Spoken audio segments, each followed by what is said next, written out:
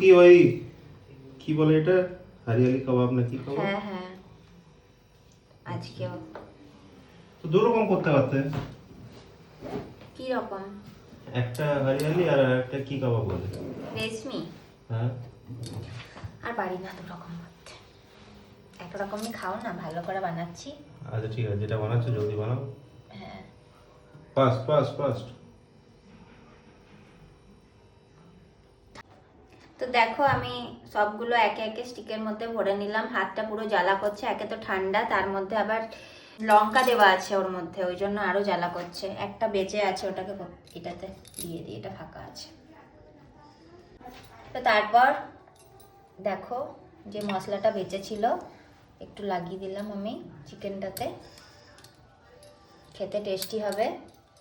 বাড়িতে বানিয়ে ট্রাই করতে পারো, খুবই সহজে, খুবই দারুণ একটা রেসিপি।